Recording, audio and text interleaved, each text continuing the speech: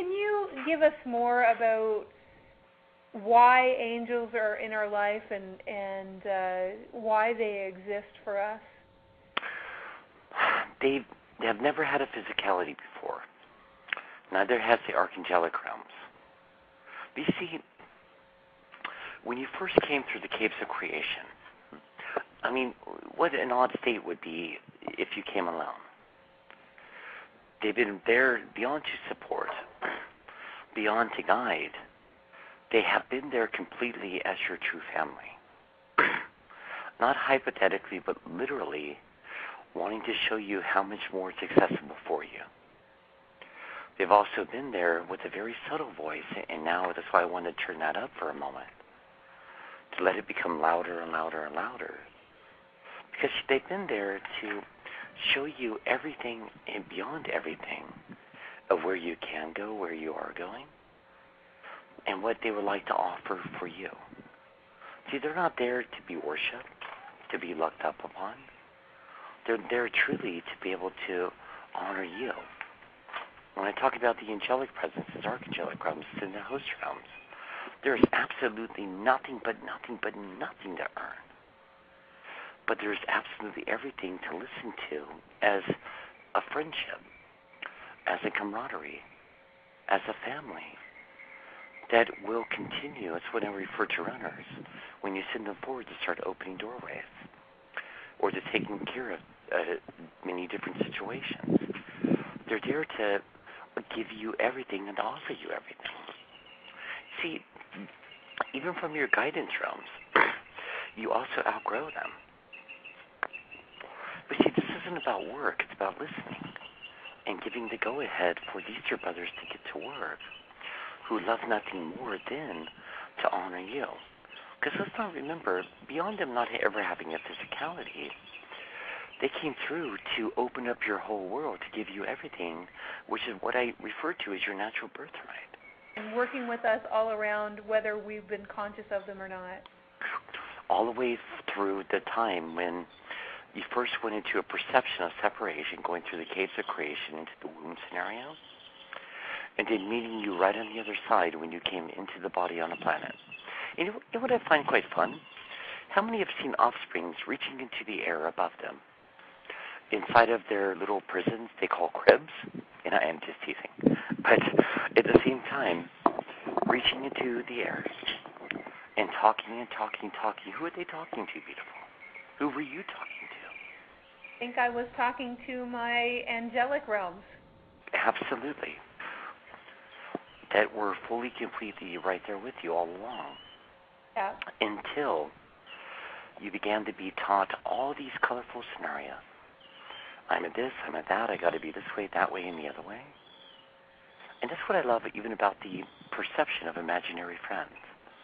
I mean, I hate to laugh because how truly imaginary are they?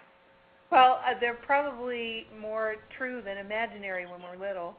Oh, I promise you, sweetheart, because you're still right in that pure state that you're moving right back into.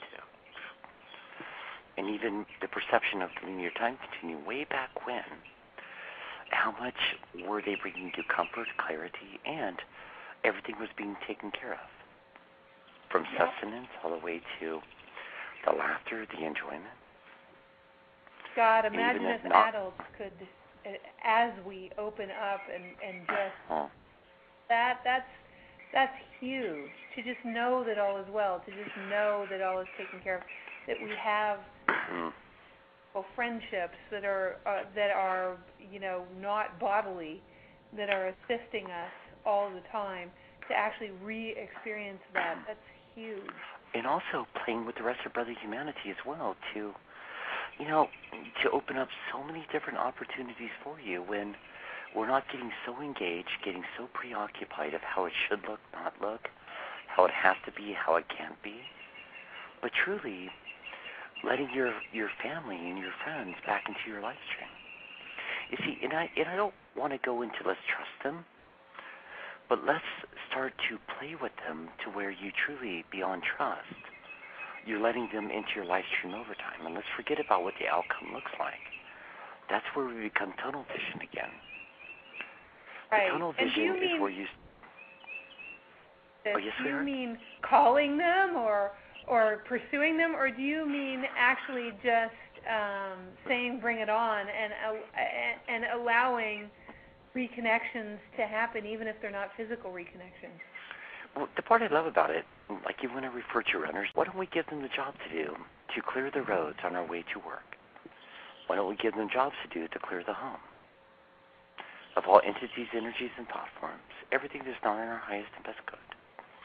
Why don't we give them the job to do to play with our physicalities and getting to play overtime even when we're taking 5 or even in our sleep hours? Why don't we give them the job to do to commune with us more than ever, that we begin to hear them more clear than ever, and also even being able to see them. See, many call so much miracles, but they're not miracles. They're your natural birthright. When we start to play with our family. Do the angels take the form of animals and birds and things like that? When we're spending time with our family, would we see them in that form? Absolutely, but more important than seeing them, because if I could break something down real quick, I don't play with visualization or meditation or any of that fun stuff. You're going right with them. Like even when you begin to play with them, they're there to walk right through your life stream together, side by side.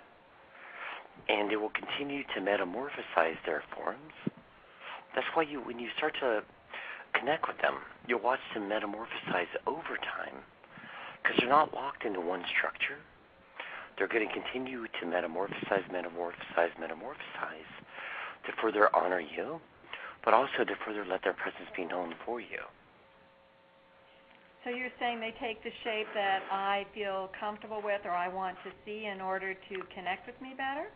It's more about comfortability first and foremost, because it doesn't really have a lot to do with what you want to see, but it has everything to do with what's being shown.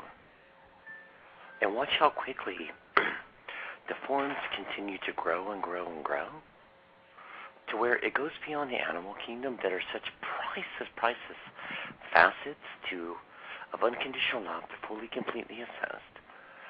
But then you're going to start to see them more and more and more, even through the physicalities and their natural forms. The forms that have never had a physicality, but their natural essence due to, I want to be very clear, your comfortability to letting yourself open and open and open and open to see what they're really presenting for you.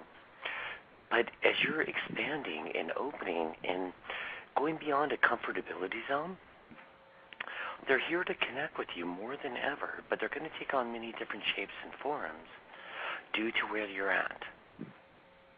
For some, it may be a canine, a feline, a bird, a horsey, to all the different kingdoms, and then they're going to come even further as you're becoming more connected and having much more clarity with them.